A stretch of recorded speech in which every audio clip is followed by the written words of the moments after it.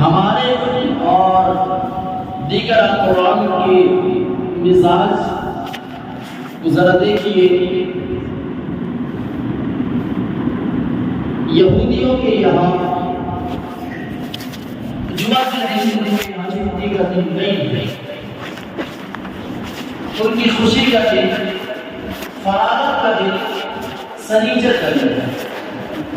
کیوں؟ اس کی وجہ یہ ہے کہ فراغت انہیں جو حاصل ہوئی ہے وہ فراغت تو نہیں بلکہ کام کی ابتلا جہاں سے ہوئی ہے وہ اس پر خوشیاں مناتے ہیں. نصارہ اتوار کو چھٹی مناتے ہیں. کیوں؟ اس لیے کہ کام کی ابتدا، آسمان کی تخلیق، زمین کی تخلیق اس سنیچر اور اتوار کے دن میں، تو اسی لیے یہ لوگ ابتدا میں، کام کے آغاز میں، کام کے اسٹارٹنگ اور اوپننگ کے وقت میں یہ لوگ خوشیاں مناتے ہیں. مگر اسلام اس کے علاوہ میں ہے.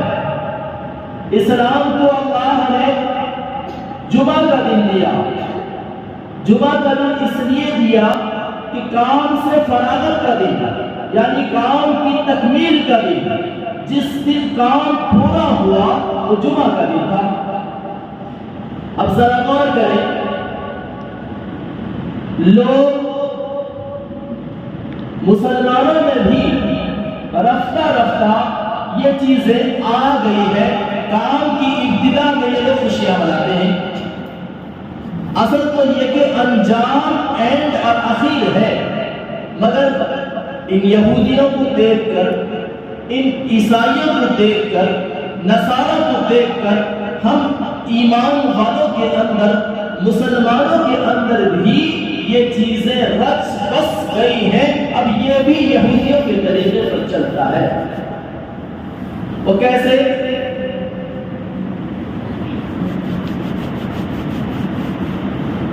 کام کے آغاز میں وہ لوگ خوشیاں مناتے ہیں، اور ہمیں اللہ نے جو دیا ہے کام کے تکمیل پر، ختم پر. جب کسی کے یہاں بچہ پیدا ہوتا ہے تو لوگ کیا کرتے ہیں؟ برتھ ڈے مناتے ہیں. کیوں؟ اس لیے کہ یوم پیدائش دنیا میں اس کے آنے کا دن ہے.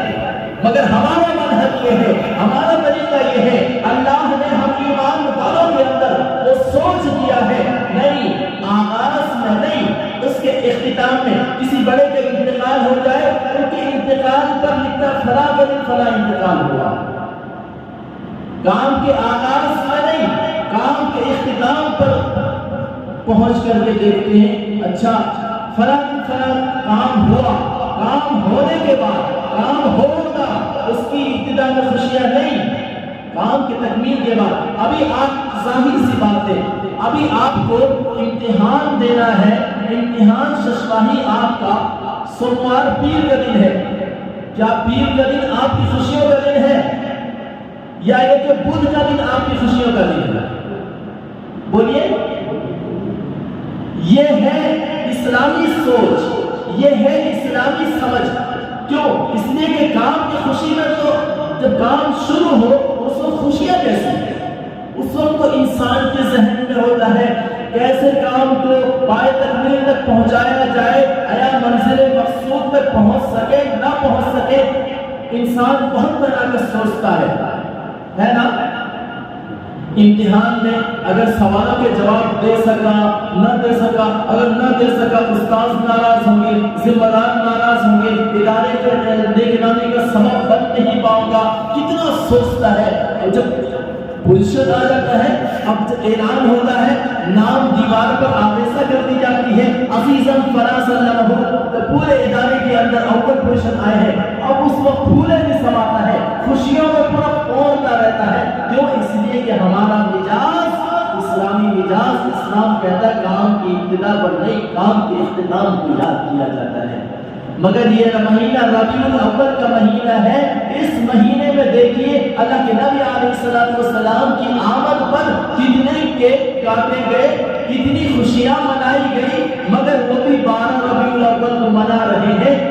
یوم وفات اللہ کے نبی علیہ السلام کا 12 ربیع الاول، یوم پیدائش میں اختلاف ہے، کسی نے 8، کسی نے 9، کسی نے 12 کا ڈالا ہے، مگر یوم پیدائش کے برخلاف یوم وفات پر پوری امت کا اتفاق ہے کہ 12 کو آپ صلی اللہ علیہ وسلم دنیا سے رخصت ہوئے ہیں، مگر اسی دن ہمارے یہاں جلوس نکلتا ہے، اسی دن ہمارے یہاں کیک کاٹا جاتا ہے۔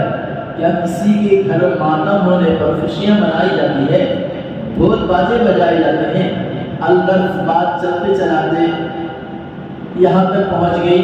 میرے بھائی، میرے کہنے کا مقصد ہر کام کے اختتام پر خوشیاں منائی جاتی ہے، تو اسی لیے یہودیوں اور نصارہ کا مزاج کام کی ابتدا میں خوشیاں منانا اور اسلام کا مزاج کام کے آخر پہ خوشیاں منانا ہے۔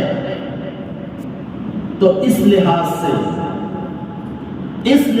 سے ہمارے لیے خوشی کا دن اللہ نے مقرر کیا جمعہ کا دن۔ جب جمعہ کا دن اللہ نے دیا، اس کی بہت ساری فضیلتیں ہیں۔ جمعہ کا دن کو سید الایام کہا، کیوں کہا؟ اس لیے کہ جمعہ کا دن وہ دن ہے جس دن میں اللہ نے حضرت آدم علیہ السلام کی توبہ قبول کی۔ جمعہ کا دن وہ دن ہے جس دن حضرت نوح علیہ السلام کی کشتی جودی پہاڑ پر ٹھہری تھی۔ جمعہ کا دن وہ دن ہے جس دن حضرت یوسف علیہ السلام کو کنویں میں سے بھائیوں میں ڈال دیا تھا، کنویں سے نکالا گیا اور تخت مصر پر بٹھایا گیا، وہ جمعہ کا دن تھا۔ جمعہ کا دن وہ دن ہے جس دن پہ اللہ قیامت قائم کریں گے۔ جمعہ کا دن وہ دن ہے جس دن حضرت ابراہیم علیہ السلام کو نار نمرود سے نجات ملی۔ الغرض جمعہ کے اندر بہت ساری فضیلتیں ہیں، مگر اسی لیے آپ غور کریں، نوح علیہ السلام کی کشتی جودی پہاڑ پر جو ٹھہری، جمعہ کا دن جس دن نوح علیہ السلام کی کشتی دریا پہ بہنے لگی، اس دن خوشیاں نہیں منایا، وہ دن جمعہ کا دن نہیں تھا۔ جس دن پہاڑ پر ٹھہری آخری دن میں، وہ دن جس دن حضرت آدم علیہ السلام کی توبہ قبول ہوئی، اس دن کو جمعہ کا دن بنایا۔ جس دن حضرت ابراہیم علیہ السلام کو نار نمرود سے نجات ملی، اس دن کو جمعہ کا دن بنایا۔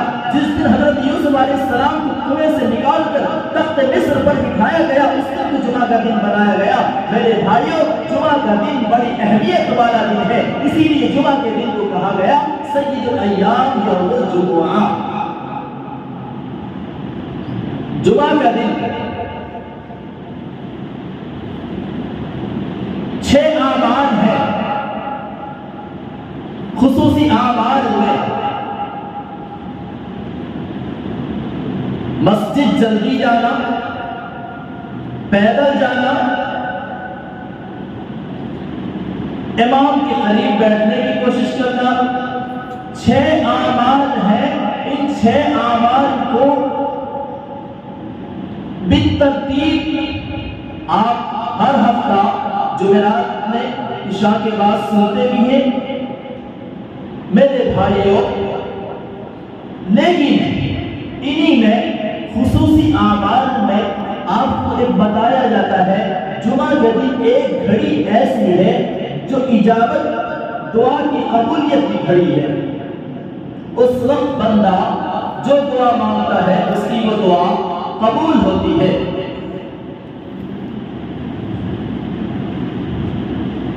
الغرض جمعہ کے دن ہمیں ہر ملکی کوشش کرنی چاہیے کہ ہم جمعہ کے دن مکمل، ایسا نہیں کہ جمعہ کا دن چھٹی ہے، چھٹیوں میں پورے مست و مگن رہیں، جمعہ کے دن شب جمعہ میں تہجد کا اہتمام، الحمدللہ آج سارے طلبہ اٹھ کر کے تہجد بھی پڑھے ہیں۔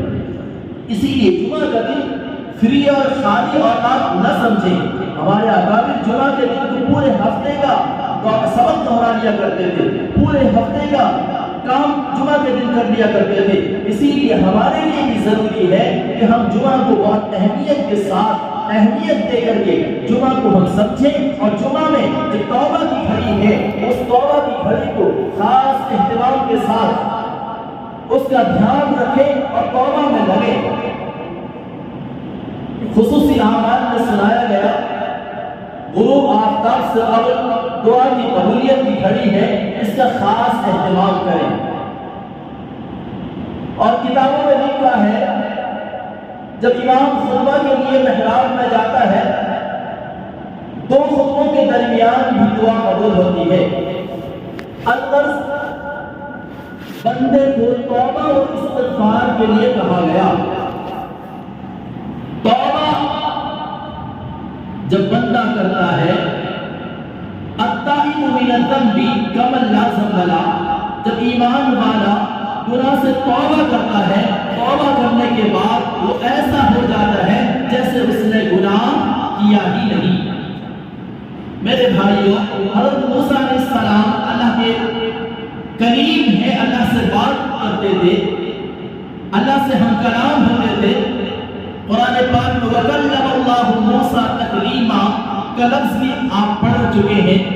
تو اللہ تبارک و تعالیٰ موسیٰ سے ہم کلام ہوتے تھے۔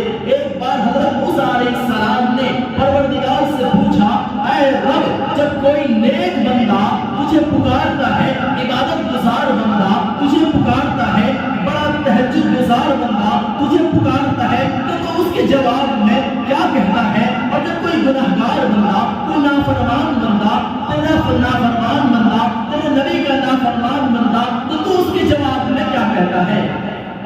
حضرت موسیٰ علیہ السلام کے اس سوال پر اللہ نے جواب دیا، موسیٰ، جب میرا نیک بندہ مجھے پکارتا ہے تو میں اس کے جواب میں ایک بار کہتا ہوں لبیک۔ جب میرا گناہگار بندہ پکارتا ہے مجھے تو میں اس کے جواب میں کہتا ہوں لبیک لبیک لبیک۔ تو حضرت موسیٰ علیہ السلام نے پوچھا، اے اللہ، یہ تو تیرا نیک بندہ تیرے لیے تہجد پڑھتا رہا، تیرے لیے نوافل پڑھتا رہا، قرآن کی تلاوت کرتا رہا، تسبیحات کرتا رہا، مگر اس کی پکار پر تیری جانب سے ایک دفعہ لبیک، اور یہ تیرا نافرمان بندہ جب تجھے پکارا ہے تو اس کے جواب میں تیری طرف سے لبیک لبیک لبیک کی صدا آ رہی ہے۔ اللہ نے کہا، موسیٰ، میرے نیک بندے کو اس کی نیکی پر بھروسہ ہوتا ہے، مگر میرا گناہگار بندہ اس کے پاس کوئی عمل نہیں ہوتا ہے، صرف میری رحمت کی امید کر کے مجھ سے پکارتا ہے، اسی لیے میں اس کے جواب میں لبیک لبیک لبیک کہتا ہوں۔ میرے بھائیوں، ہم سب گناہگار ہیں، گناہ میں ڈوبے ہوئے ہیں، اسی لیے اللہ نے کہا ما کان اللہ لیعذبہم وانت فیہم، اللہ اس وقت کا عذاب نہیں دے گا جب تک نبی علیہ السلام زندہ ہوں گے۔ جب نبی علیہ السلام زندہ نہیں ہے اس وقت تو پھر ہمارے ساتھ کیا ہوگا؟ کہا وعدہ کیا ہے؟ لیستغفر لہم، جب تک اس قوم کے اندر استغفار کرنے والے لوگ ہوں گے، اللہ کے سامنے توبہ کرنے والے ہوں گے، آہوزاری کرنے والے ہوں گے، رونے دھونے والے ہوں گے، تو بھی اللہ اس امت کے اندر عذاب نہیں لائے گا۔ تو ضرورت اس بات کی ہے ہمیں ہر آن اللہ کی طرف رجوع کرنا ہے، اللہ کے سامنے ہمیں یہ تصور کرنا ہے اگر کوئی نہیں دیکھتا ہے مگر وہ دیکھتا ہے جس کو نہ نیند آتی ہے، لا تأخذہ سنۃ ولا نوم، نہ اس کو نیند آتی ہے نہ اونگ آتی ہے، وہ ہمیشہ دیکھتا ہے۔ اسی لیے اگر یہ تصور رہے تو انسان اللہ کی نافرمانی سے بچنا اس کے لیے آسان ہوگا۔ ہم سمجھتے ہیں ہم تو مدرسے میں پڑھنے والے طالب علم ہیں، ہم سے کیا گناہ؟ میرے بھائی، گناہ نام ہے وضع الشیء فی غیر محلہ، چیزوں کو اپنی جگہ سے دوسری جگہ رکھ دینا، اسی کا نام گناہ ہے۔ ہم گناہ نہیں سمجھتے۔ مسجد خدا کا گھر ہے، عبادت سے کام ہے، دنیا کی باتیں مطلق حرام ہے، ہم مسجد میں آ کر دنیا کی باتیں کریں یا باتیں کرنا منع تھا، ہم نے باتیں کی، یہی گناہ ہے۔ اسی طرح آپ تصور کر لیں جو جگہ بچنے کا ہے، پرہیز کرنے کا ہے، ان جگہ میں اگر ہم اس کے برخلاف عمل کر رہے ہیں، اسی کا کا نام گناہ ہے۔ اللہ تبارک و تعالیٰ مجھے اور آپ کو گناہ سے سچی اور پکی توبہ کرنے کی توفیق نصیب فرمائے اور پوری امت کی اللہ مغفرت کے فیصلے فرمائے۔ دنیا کی آگ پانی سے بجھ جاتی ہے، مگر جہنم کی آگ کو بجھانے کے لیے پانی نہیں۔ دنیا کے کپڑے صاف کرنے کے لیے صابن کی ضرورت پڑتی ہے، مگر دل کے ٹکڑے کو صاف کرنے کے لیے کیا چاہیے؟ میرے بھائیوں، یہ صرف دل صاف اسی وقت ہوگا اس کے لیے جب آنکھ کے آنسو نکلیں گے، آنکھ سے جب آنسو کے قطرے نکلیں گے، یہی گناہ کو صاف کرنے کے لیے، دل کو پاک کرنے کے لیے تریاق سمجھا جاتا ہے۔ اسی لیے ہمیں ضرورت اس بات کی ہے کہ اللہ کے سامنے ہمیشہ روز ہو کر کے اللہ کو منائیں گے انشاءاللہ۔ اللہ تعالی ہمیں کہنے سننے سے زیادہ عمل کی توفیق نصیب فرمائے۔ وآخر دعوانا الحمدللہ رب العالمین۔